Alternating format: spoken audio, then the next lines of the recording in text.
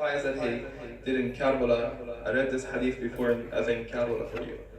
Allah Ta'ala gave him several things. One of them is that Allah Ta'ala will accept the dua of the person who calls on him under the dome of Imam Hussein alayhi salam, and any other Imams. So if you want your dua to be accepted, you need to come to these holy cities. Not that Allah Ta'ala would never respond to you if you call him and ask him your house. He would, but he rather you to come here. One day, Imam Sadiq alayhi salam, he got sick. He asked one of his companions, he said, go and find someone who can go to Karbala. I would pay him. He was in Medina, of course. I would pay that person, I would pay him to go to Karbala in order to make a dua for me so that Allah would cure me. So this person went outside, looked around, and finally found a person. He said, okay, I'm available. I'll go to Karbala in order to make dua for Imam Salih alayhi salam. I will do that. But I have one question. What's your question? Ask Imam Salih alayhi salam. I wonder, Imam Sadiq alayhi salam, he himself is Imam Muftarad al-Ta'a. His orders, we have to take his orders and abide to his orders and follow him. Imam Hussein alayhi salam is the same, but they are both Imams. So why can't Imam Sadiq alayhi salam pray for himself in Medina? Why should I go all the way to Karbala? And think about it, back then they had to ride on the horse, and it wasn't as easy as yours. You get on the plane, you come to Najaf. So why should I do that? So this person went back to Imam Sadiq alayhi salam and asked him, he has this question. He's willing to go, but he has this question. Imam said that yes, he's right. Both of us are Imams. But what he's missing is that Allah Ta'ala, أَنَّ لِلَّهِ تَعَالَى بِقَاعًا يُسْتَجَابُ فِيهَا الدُّعَاء فَتِلْكَ الْبُقْعَةِ مِنْ تِلْكَ الْبِقَاعِ. Allah Ta'ala wants us to pray in certain places. And that buq'ah, that place that I referred to, which is under the dome of Imam Hussein alayhi salam, is one of those places that Allah wants us to go and pray to Him. Just think about it. You have two options. You can sit in your house, ask Allah Ta'ala for your needs, right? The other option is that you pay for your ticket, you pay for your everything, to come all the way from your house to Najaf, go under the dome of Amir al-Mu'minin alayhi salam, for example, and pray. Of course, it takes much more effort, right? But what?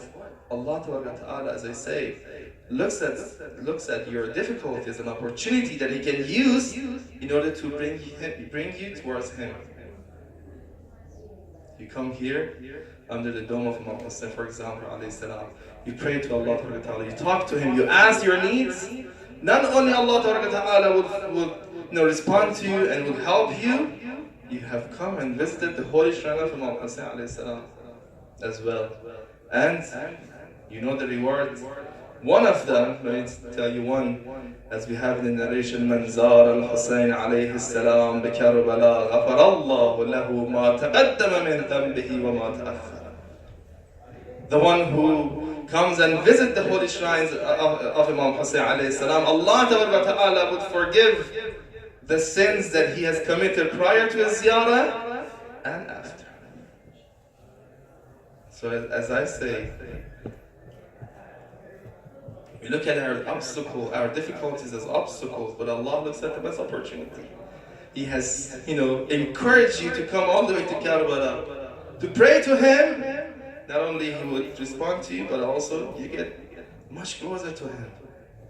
You get all your sins forgiven, and you get the position of the Za'ir of Imam Hussein alayhi salam. We don't have the time to go over the virtues and the rewards of the visitor of Imam Hussein alayhi salam. So number one, the makan, the place that we ask Allah Ta'ala. In another narration, Imam Hadi alayhi salam says, the one who has a need should go and visit the holy shrine of Imam Rida alayhi salam. Pray 2 rak'ah near his shrine and ask Allah Ta'ala in his qunut. And Allah Ta'ala would give him. Another place which is narrated in our narrations is the near the grave of your parents. If they have passed away, you go near the grave of your parents and ask Allah Ta'ala there. Allah will,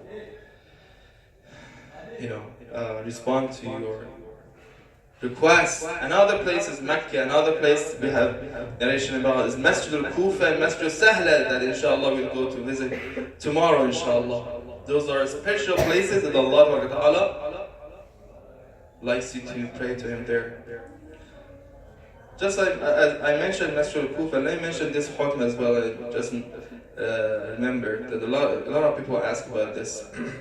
There are 4 places that we have the option of praying for rak'ah, even though we are musafir, we are traveling.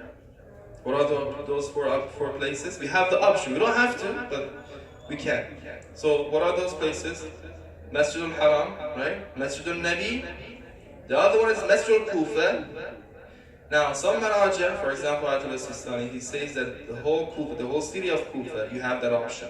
Not only the masjid, but also the whole masjid, the whole city of Kufa. So that would, in that case, Masjid Sahla would be included as well. That's the 3rd place. So it's not here. So in Haram of Amir al-Mu'minin, you don't have that option.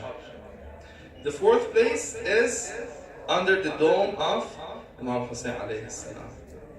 Now, under the dome and 11 meters around the shrine, which is usually so crowded, and now they have construction work that we can't pray there. But this is the view of majority of our scholars. But few scholars, they say that the whole city of Karbala, you also have that option. So one place, the number one factor in our du'as is the place that we ask Allah. Number 2 is the time. Time is also important. Time is also important for Allah Ta'ala, the time that we pray to Allah. For example, Imam Bagher alayhi salam, we have many narrations in regards to these things that I'm just trying to summarize. Imam Bagher alayhi salam say that if you want to talk to Allah Ta'ala, start praying to Him from Sahar, before morning prayer, until Tulu al-Fajr, sunrise. That's a very special time for prayers. And we have in narrations that your sustenance is, the sustenance of makhluk. We have creatures is spread at that time. It's given to the creatures at that time. We have narrations that, the time of Isha is a good time to pray, for example. The night of Friday, like tonight, is a very special night for prayers. Especially, pray for your family members who have passed away. We have narrations that the night of Friday, those who have passed away, their soul will come and visit their family members. So they have come tonight and visited you. Why? They are waiting for you. They are waiting for you to send them something. What should we send them? Of course, it is salawat and fatiha.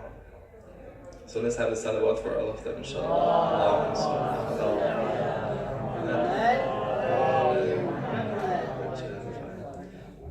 Think about death before it comes, and do good for those who have passed away, so that when we pass away, people would, remember us as well. If you went to the Haram of Amir al-Mu'minin alayhi salam, you may have seen every 5 minutes they bring the janazah. Every 5 minutes. La ilaha illallah. 4 people are holding, they're carrying the janazah and bringing it near the shrine and go back. We could be the next. Whenever we see one of these janazahs, we should see ourselves in that position. We might be the next.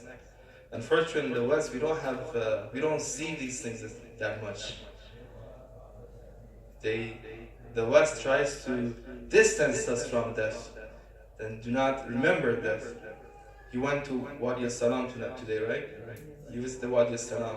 What's the reason of visiting these places? Why should we go and see some graves?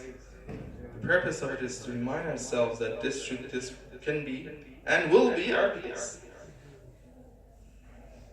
Imam Prophet Muhammad sallallahu alaihi wasallam,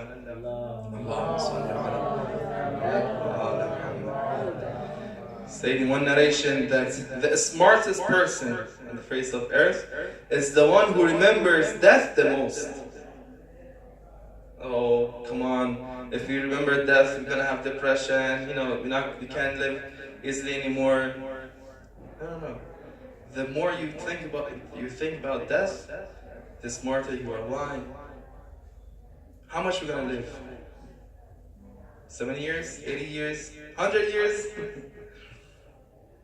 When Prophet Nuh, ala nabina wa alayhi salam, Prophet Nuh, Quran says 950 years he was preaching. According to our narrations, his life was 2,500 years. Yes, 2,500 years. When Jibreel came to him Israel came to him to take his life, Nuh said, "Oh Israel, I'm under the sun, let me go under the shadow." Israel said, "Okay, go ahead." So from that place he moved to the other place which was in the shadow, and Israel came to take his life. Noah stayed that whole time, 2,500 years. For me, it was just like the time that I moved from that place to this place. This is how fast goes. Just go back. How many years have we lived? 30 years, 40, 50, 60? Right? Blink of eyes. So we all gonna die. And the smartest person is the one who thinks about the other life more than this life. Because that does not have any end. Right? That doesn't have any end. But this one does. Anyway, so the first condition, the first factor in our dua is the place. The second, as we said, is the time. And the third is some actions that we need to do, inshallah. And this is the third factor. And we'll finish by this. So the third condition, or the third factor in our dua, are some amal. One day a person came to Imam Salih alayhi salam and said, Allahumma salli ala Muhammad. He said, I read the Quran. I read the whole Quran. But there's one problem. There is one ayah in Quran which does not work. It doesn't work. Which ayah is it? The ayah is that Udu'uni astajib lakum. Allah says, call on me and I will respond to you. I've been calling Allah for a long time, but no response. It doesn't work. So the Imam said, what do you think? You think that Allah Ta'ala has failed His promise? Is that what you're thinking? He said, no. I just don't know, what's the cause? Allah has promised, وَدُعُونِي أَسْتَجِبْ لَكُمْ. You call on me, I respond to you. Right? His promise, and of course, He will never fail His promise. So what's the cause? Imam alayhi salam said, when you want to make dua, let's have a salawat.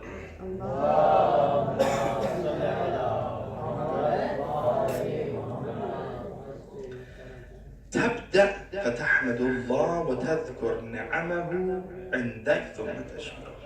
The first step that you need to take when you want to make dua is that you pray Allah Ta'ala, you praise Him and you thank Him for what you already have. A lot of us come to Allah Ta'ala and say, come on, Ya Allah, you gotta give me this and that and that. Come on, look back, look what He has already given to you.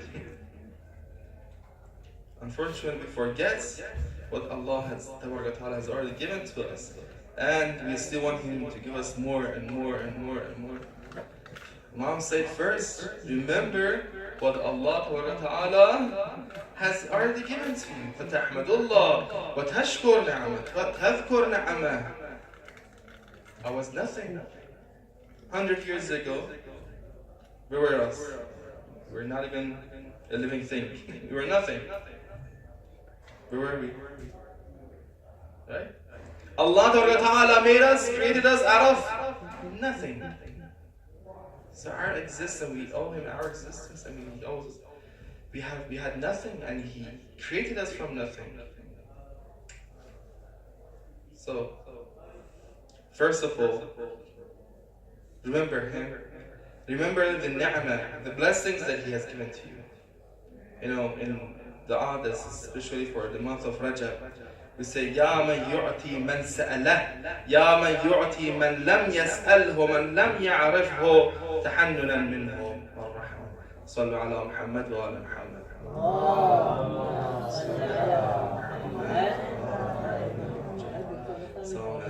جاب بفهم بالا بفهم بالا بخشید من چند کلمه معذرت میخوام. In this prayer we say to Allah Ta'ala, Oh Allah, you're the one, Ya man yu'ti man sa'alah, you are the one who will give to the one who asks. Ya man yu'ti man lam yas'alhu, you give to people without them even asking you. Right? Did we ask Allah Ta'ala before our creation that, oh Allah, we need, milk from our mothers? Did we even know that we need that? No. But Allah gave us anyways. So first of all, Imams say that remember the favors that He has given to you. Number two, pray for Prophet Muhammad. ثُمَّ تُصَلِّ عَلَى النَّبِيِّ. Send salawat for the Holy Prophet Muhammad sallallahu alayhi wa sallam.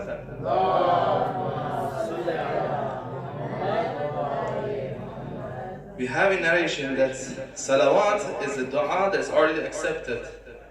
Right? Ya Allah, send your blessings to Holy Prophet and his progeny. This dua is already accepted. If you say salawat before and after your dua, right? And basically you put your dua in between these two accepted du'as, Allah Ta'ala will also accept the one in between. Right? Because the one before and after is already accepted, inshallah Allah will accept the one in between as well.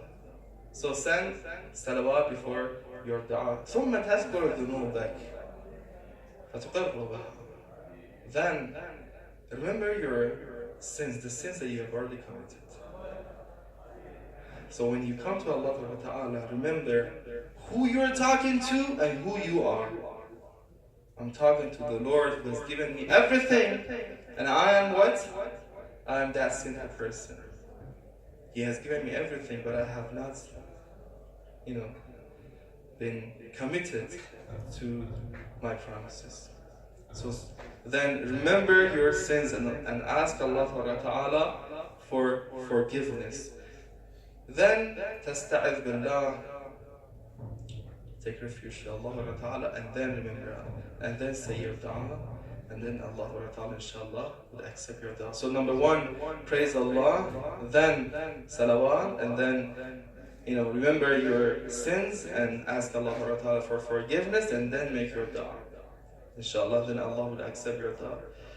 Another thing, the last thing that I'm going to mention, inshallah, the action that we need to take is that we should ask Allah Ta'ala in every moment of our life. Not only the time that we come across difficulties. This is the problem with us. And Allah Ta'ala in Quran, in many cases, He says that, come on, you mankind, when you're in the ocean and you're in need of me, you ask, Ya Allah, please, help me. When you get to land, you're saved, right? You forget. We have a narration that the person who always asks Allah Ta'ala and prays to Allah Ta'ala, when it's the time of his difficulty and he asks Allah Ta'ala, the angels will say, قالت الملائكة صوت معروف. They say that this sound, this voice is a very familiar voice. We already know this voice. He always calls on Allah. And they would not make an obstacle from him and the heavens. And basically they would take his prayers to Allah Ta'ala. But when someone who never calls on Allah and calls him when in the time of difficulty, The angels would say, we don't know this voice. We don't know this voice. This voice is not familiar to us. And they would send back this voice to wherever it came from. So the other thing is that we have to ask Allah Ta'ala in every moment of our life. Someone may say that, come on, Shaykh, we did all of that. We followed all the procedures, all the factors. We went under the dome of the holy shrine of Imam Hussein alayhi salam. We prayed there, we had wudu, we praised Allah, we sent salawats, and we did istighfar. But it's still, it's not happening. Allah does not respond to us. What's the cause? Let me finish by this story. One day, Allawat al-Amini, Radwanullah ta'ala alayh, inshallah, tomorrow his library is closed, but if you are here Saturday, go and visit his library. It's in Suq al-Hawaish, in front of Bab al-Qibla. He's one of our greatest scholars who wrote Al-Ghadir. He had a difficulty in his life, and he used to come every day to the holy shrine of Amir al-Mu'min alayhi salam, every day, and sit right next to the Dari and ask Amir al-Mu'min. That took him for 3 or 4 months.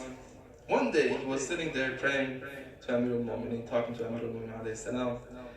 He saw a very old woman, maybe a nomad. She came with her son who was sick. Right? He said she came in and said, Assalamu alaikum ya Amir al-Mu'mineen. My son is sick. Please cure him. I'm going to go out of haram. I have something to do. I'll come back. I'll take my son. So she left her son there and left the haram. She came back. Her son was cured. Everything good. She took her son, said, thank you, Amir al-Mu'mineen, and went out of haram. Allawat al-Amini was looking at this situation. He went like crazy, man. What is happening? I've been sitting here for 3-4 months. Nothing is happening, and you just came for one day, and you get, whatever you wanted. So he got a little bit angry, and he went back home, slept.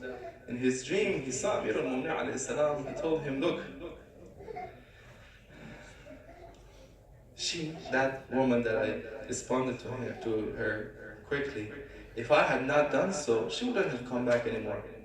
She has low capacity, But you are Allawat al-Amini. We love you to come and beg us. If you want your, need to be, your request to be responded, here you go. We give it to you. So as we have in this narration, إِنَّ الْمُؤْمِنْ يَسْأَلُ اللَّهَ عَزَّ وَجَلَّ حَاجَةً فَيُؤَخَّرْ عَنْ تَعْجِيلَ إِجَابَتِهَا حُبًّا لِصَوْتِهِ. Sometimes you beg Allah Ta'ala, you talk to Him, and Allah Ta'ala delays His response. Why? Because He wants you to be heard. He wants to hear you. He wants you to come to Him and ask Him. Because the more we talk to Him, the more we beg Him, the more we knock on His door, the closer that we get to Him. So it's in our benefit, right? But unfortunately, we are very close-minded, and we want our needs to be fulfilled and answered right there, at that moment. But the more Allah Ta'ala delays it, it's because of our own good. Inshallah, by the grace of Allah Ta'ala and the help of Allah, our du'as will be answered by Allah Ta'ala, especially our utmost du'a, which is the appearance of Imam Mahdi Ajjallah Ta'ala Jabal Sharif. When you want to go and pray for something, anything, and you want to follow these factors, these courtesies, these rituals, these procedures that I told you, make sure you do them for Imam Mahdi alayhi salam as well, inshallah. اللهم عجل لوليك الفرج اللهم عجل لوليك الفرج اللهم عجل لوليك الفرج واجعلنا من خير أنصاره وأشياعه وأتباعه والمستشهدين بين يديه بحق محمد وآله الطاهرين.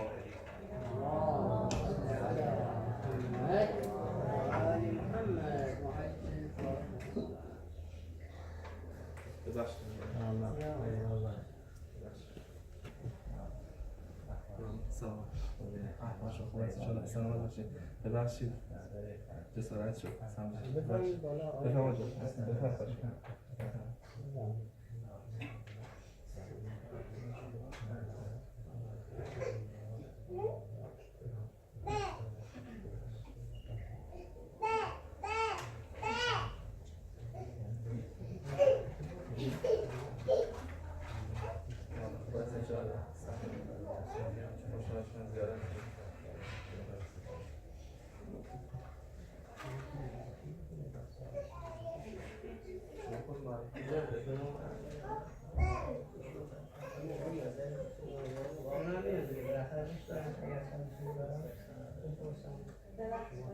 بگم چند نفرشون سوال دارن بعد ما گفتیم سوالشون رو موضوع فقیهی هستن خب نه چیز ترجمه حواظ ترجمه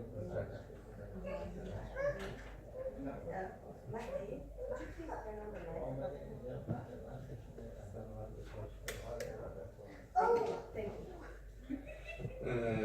Alhamdulillah, we are blessed to have Dr. Faqihi here. He's a very great scholar. Alhamdulillah, he's been coming to Canada as well many times, and he gives lecture in many centers in Canada. Alhamdulillah, he's come with another caravan, but he, alhamdulillah, came and joined us as well. So if you guys have any question, inshallah, he's here to answer.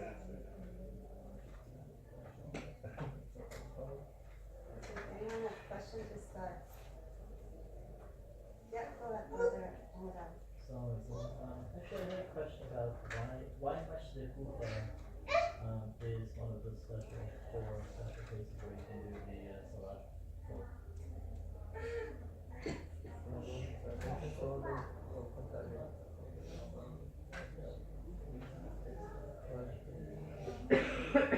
So, as I said, there are 4 places that we have the option of praying full or qasr.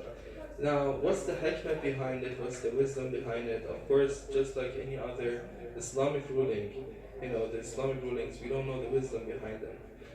God knows the best what's, behind it. But we can guess and think maybe it's because of the importance of these places that Allah Ta'ala has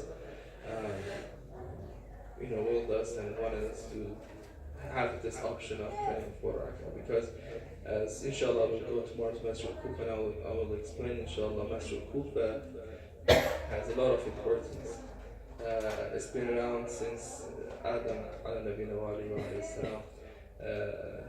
It's the place where the repentance of Adam was accepted. It is the place that when the Prophet ﷺ was going from Mecca to Masjid al-Aqsa for the Mi'raj, he stopped there and prayed to Rak'ah there. The ship of the Ark of Noah was landed in that place. So a lot of it's a place, of course, that Amir al-Mu'min used to pray there for his Jama'ah prayers. And so because of these great things, it's possible that Allah has given us this option of praying for Qasr.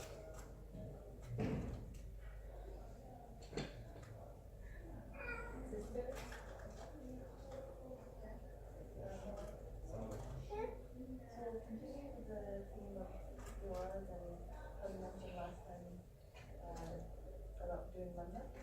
So if you make dua for something and you say that I'm going to give this amount of money or this thing in return, is there any repercussion or anything that happens if you don't end up fulfilling it on your side and that dua has come true?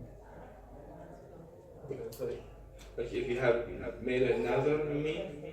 Okay, so if you have already made a nazar or vow that if and you have uttered it, as I mentioned before, it's in alayya or in English or whatever language it is, that if whatever I'm asking it happens, I will do such and such. Now it depends on what you have promised Allah to do. Sometimes, for example, we say that I will pay £100 or $100 to Masjid to Haram of Ibrahim alayhi salam. And we do not put a specific time for it. We say, absolute. whatever time that I have, I will come and pay that. Now in that case, as long as you're alive, you have that obligation of coming and paying it. Sometimes we make it difficult for ourselves. We say that, until the next month of Ramadan, we'll come and pay such amount to, for example, Haram of Amirul Mu'min. And we have to do that because we have made this vow or this nazar. So if you have put in time for your, nazar, you have to fulfill it in that specific time that you have mentioned for your nazar. And you have to come and do that. Now, if you don't do that, then there is kafara for it.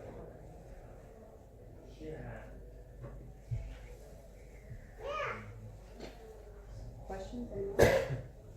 There were, yes, go ahead.